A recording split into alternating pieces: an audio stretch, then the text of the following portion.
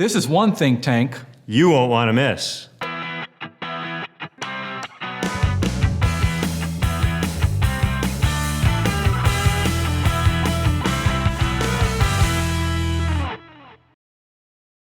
Hi, I'm Paul Potratz. And I'm Robert Donovan. Boy, this is kind of crazy. I mean, for those of you guys that don't know Robert Donovan is, boy, he's a big competitor of mine. It's crazy. I mean, every time we go on a pitch, it's like, oh, you're going up against Dealer Online, Dom360, Robert Donovan. I mean, I hope it's that way for you too. Yeah, sometimes I wish that I'm the last person at the pitch because I know if you're the last person, it's going to be pretty tough to knock you out of there.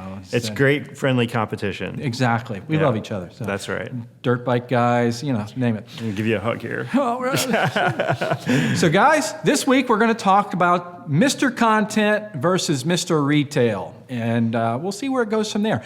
But, my belief, content is a way to engage that shopper and make them feel like, yeah, that's the product that I need. That's the service I need. Right. And, it's like I'm your evil nemesis here because I'm Mr. Retail and I'm like, I need to sell cars and I need to create urgency. And, well, what's more important? And you want to be talking about us pages and community pages and building out YouTube channels, and I want to be merchandising, and it's a constant push-pull, and we think that's a very important thing for dealerships to talk about nowadays. Yeah, but I mean, you think about it though, with content is going to engage them. They're going to be on your website. They're going to spend more time on your website. It's going to help the SEO of your website. It's going to have the person saying, yes, I need that. I want that. And I'd look good with it. I'd feel good with it. I want to buy it. And we see this all the time. We see a dealership that's hyper engaged with their YouTube channel or their social media, but then I go over here to their service specials and there are none, or the merchandising strategy is not in alignment with the traditional message, or guess what? The paid search is on autopilot and there's no merchandising on the paid search whatsoever. So again, there's all these balls to juggle. Which ones are more important? They're both important, and there's many different layers of each one of those, the content and the retail message. So basically what we're saying is we believe in wearing two hats. You've got to be retail and you've got to be content driven, because one doesn't work well without the other unless it's 1995. And this is a paradigm shift. I mean, we are all hands on deck in the dealership, right? It's like the snow is falling, we need to move cars and shovel the lot out, right? Or there's some customer that we need to deal with in the service drive or whatever. It's like sometimes we just don't feel like we get to the content, right? But it's like, oh, I need to get my print ad done because the deadline is Thursday at 8 o'clock at night and I got to get my print ad in before that. But then it's like, well, wait a minute, that customer needs to feel comfortable on your website. The internet is so impersonal. Why would you want to do business with anybody if you really don't know who they are? Exactly. But what I see, though, with a lot of dealerships and a lot of marketers that are creating content, they're creating faceless, nameless content that doesn't create that authority of the dealership, of the marketer. It doesn't create that brand. And then finally, if they do have the content, it doesn't have the call to action. And for me, like I want to go on the staff page and talk to Johnny or Jane Lunchbox. I want to know who my service writer is. I want to know who the dealer is. I want to be able to send the dealer an email if I have a question or a comment or a concern. And that, for me as a customer, gives me a certain level of comfort to where I feel comfortable doing business with you because you're in touch with your business and it's not just on autopilot. We see these content mills, these companies that will want to just throw all this content on your website and for naught, did you put the proper metadata behind that content so it actually is working for you, not just from a customer perspective, but from a search perspective? Well, think about it though too. I mean, there's the different companies that are not only putting all this data on your website, but they're putting data on they're posting for you on Facebook with this generic content without a call to action, so there's no retail to it. Or they're putting this generic content and just overloading YouTube, we'll put all these videos of your vehicles up there. Again, nameless, faceless content with no call to action. I mean, we're in a society that these companies see an opportunity to say, oh, wow, the dealer doesn't understand how this works. This is a quick way to make a buck. Right. And it's ridiculous. And they're half-stepping it, right? It's like, okay, I'm in, I got my paycheck, and now I'm on autopilot, right? I think we were just looking at a dealership up in your office, Paul, and they're on their social media. What? They didn't have their, they did the delivery shot, which was great, but they didn't have anything tagged in there, right? I mean, exactly. Diane bought a Toyota Highlander, but it was just Diane. They didn't connect with Diane, so they didn't tag her for her friends and family to see it. It said Toyota Highlander. They didn't tag it to their inventory, so people couldn't get to their inventory. And then they said, hey, call us, but there was no phone number, no email address, nothing. So now that person had to go shopping. So that's a half-step approach. That's a half-step, right? And so here I am. I'm Mr. Retail. I'm pulling back, and I'm saying we need to retail. We need a monthly retail message. We need to create urgency. Are we doing a payment? Are we doing a price point? What's the competition doing? And so that is a job in of itself. And so a lot of times it's like, well, that nice Bluetooth video on the YouTube channel just gets kind of taken out of the mix because we're so busy doing everything else, and so it's so important that both of them are in play, and it's really hard to get that done in a dealership nowadays. It really is. And I think that's the point that we're trying to make on this video. Is we're going on this, that an ideal strategy, or the strategy you need in today's time, is you have to have a content-driven strategy to create your authority, to create engagement, to create, so many things, because that's what a person needs: justification when they're going to purchase. But then you need that retail strategy. Right. And I've seen numerous dealers that have an okay content strategy, but they don't have a retail strategy, right. Or they have a great retail strategy, merchandising, price pointing, and all that, and they don't have a content strategy.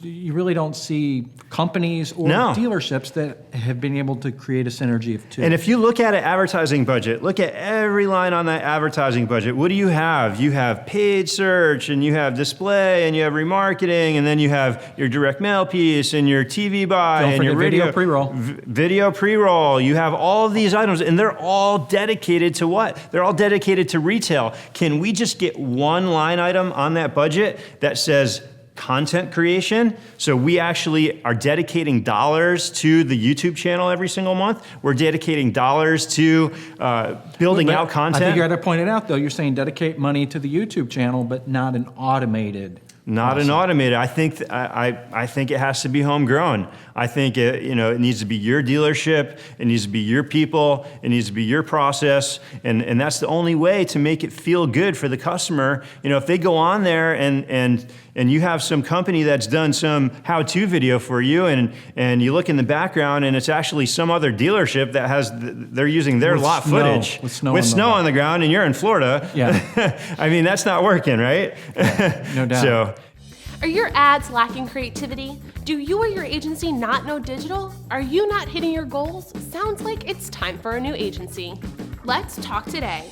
Call 866-543-4485 or email yes@ppadv.com. I'm in dealerships every single week. Paul's in dealerships every single week.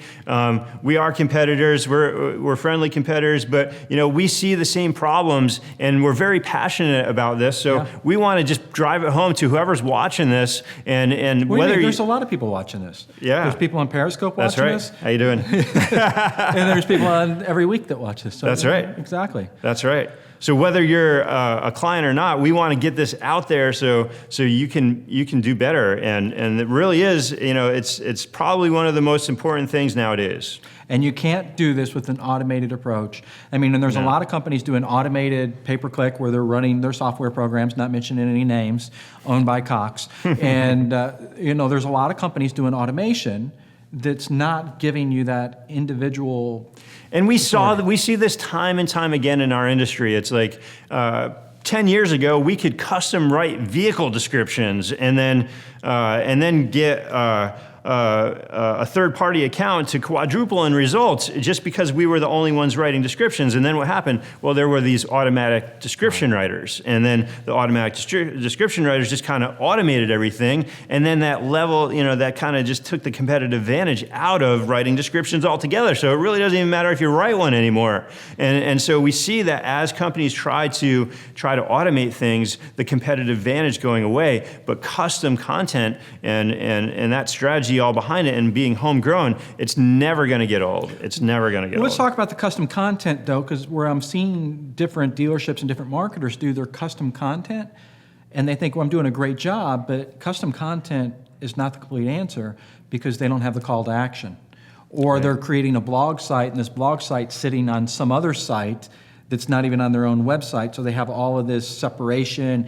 It's not bringing it home. And we see this happening. We see companies out there that want one of your subdomains, or they want the content to live on their servers or what have you. You have one URL. Most manufacturers out there want you to have everything on one URL. In fact, they will slap your hand if they find out you have a secondary URL, right? Mm-hmm. So that's for a reason, because everything should be driven home to your website. Your blog site should be on your main website. Live organically on your website, absolutely. Yeah, it shouldn't be a link. You should never create anything that takes them off the main website. And I mean, I know you and I preach that all the time, but right.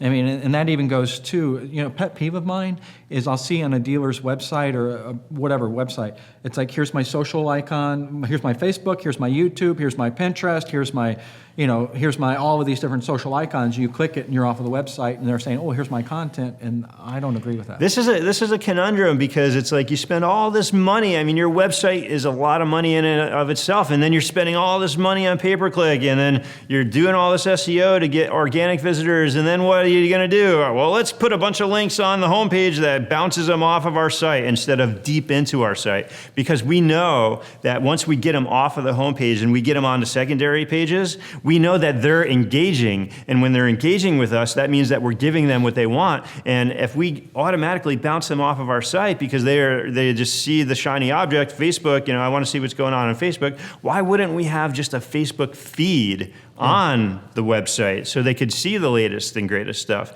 I think that would be a good strategy. Yeah.